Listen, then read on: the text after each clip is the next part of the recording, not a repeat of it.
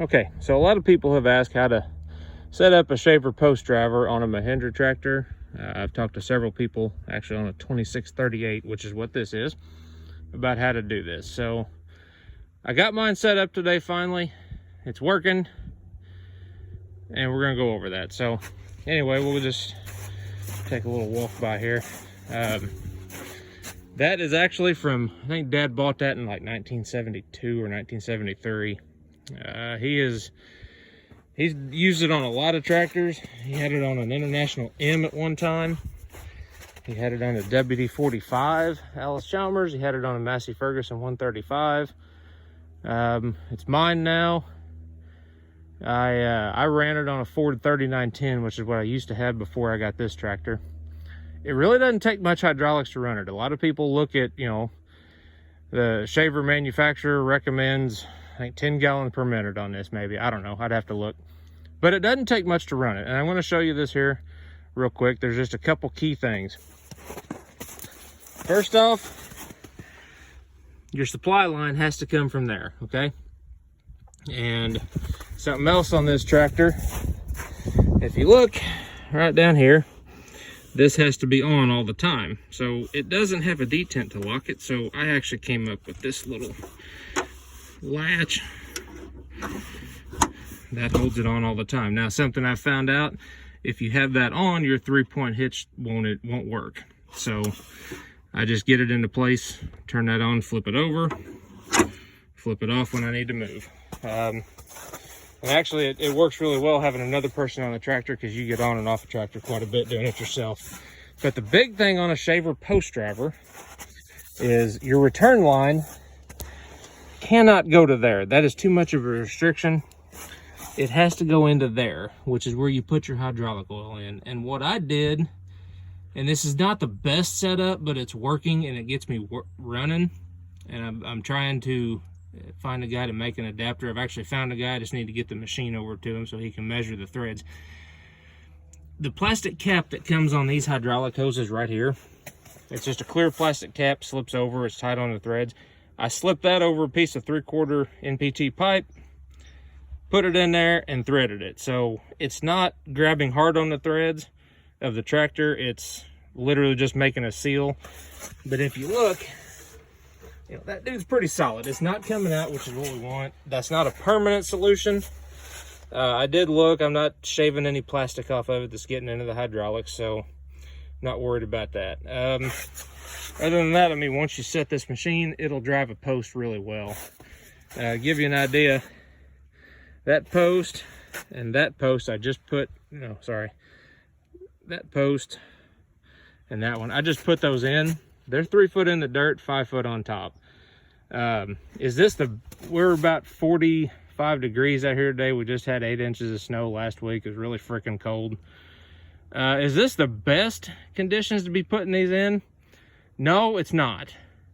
The best conditions will be in about 2 days, when all this water and from the snow has melted more and got down into the dirt more.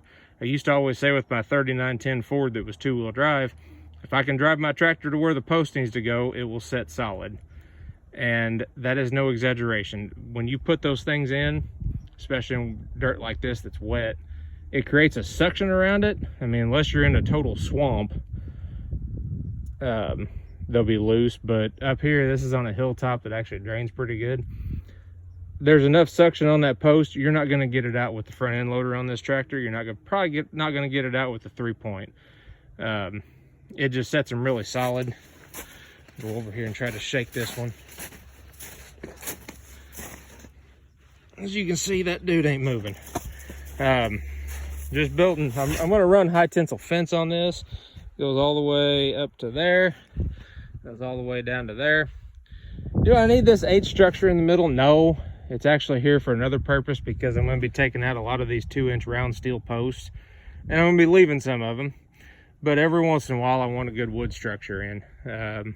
No guarantee that this won't be woven wire someday. That's what it was before. I just took it out, cleared all the brush out on the other side. I've been working with the guy that owns that, and we're getting it done. but it could be woven wire someday. This is about the right length to set up for a woven wire fence if I so desire to do that, or somebody else decides to do that someday.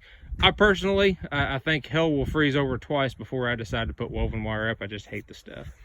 So I'm going to drive a post of this real quick. It's not going to be great. I'm going to put that 2-inch steel post in, but I'm going to show you how it works.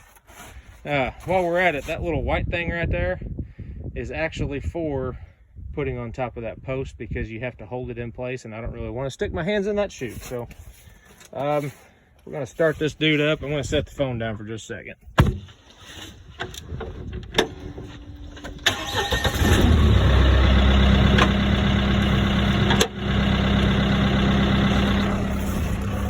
Okay, I got the hydraulics turned on.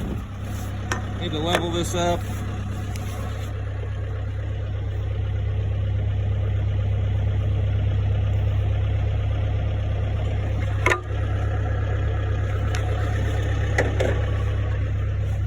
I'm still here. You're just holding on to my phone with one hand, working with the other.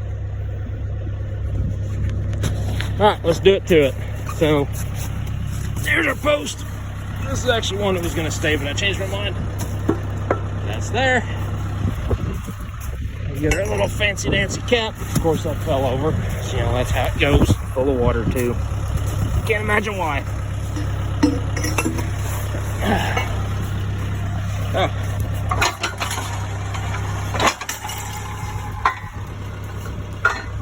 Alright. As you can see, we took it up. I got it planted on the ground. I've already flipped the hydraulics over when I started, had the phone down. That's there. This tractor's at idle, okay? Which, granted, this is a 2-inch round steel post. It doesn't take much to set it. I can do it with the front end loader. This is easy.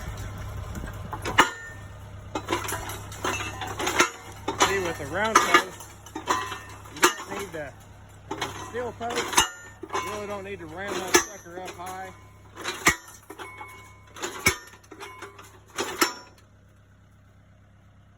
So there you go. That's how it works. Pretty slick. But anyway, that's what has to happen on a shaver post driver to make these things work on a tractor. It'd be too much restriction. Now, what I'm going to be doing on these steel posts when I leave them, this is actually a fancy little tool I'll get to in a minute, but I'm going to come out here with a welder. I'm going to be cutting a bunch of chain. I have an old scrap chain, and I'm going to weld a link to the side, and it's going to be cut right there where my thumb is, where I can bend it to open it with a hammer, slip my wire in, bend it back shut. I'm going to do that on every steel post out here. I'm going to leave a lot of them and take some out. But this fancy little tool right here, if you see that cross cut, that will slip right over a T-post.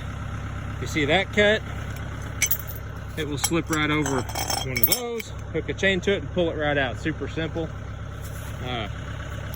It's actually the steering arm off a D15 Alice Chalmers, which I'm trying to think, that post driver might have run on it once. But like I said, it doesn't take much hydraulics to run one of these. This tractor is perfectly capable. It did it at idle. I did those right there at idle. You don't have to really worry about the manufacturer's suggested gallons per minute. The only thing, I mean, if I were to ramp this throttle up quite a bit more, yeah, it might go faster, but that thing's going to be jerky as all get out. It's not fun to run that way. I've done it several times. It is just, it's jerky. Just leave it at idle, go slow. You can still be profitable putting posts in at 10 bucks a post, 15 bucks a post maybe, at idle with this. I mean, you go further up on your throttle, you're just wasting fuel and going faster, but it really doesn't help you any. At idle's fine. So anyway, that's how to set up a Mahindra 2638 with a shaver post driver.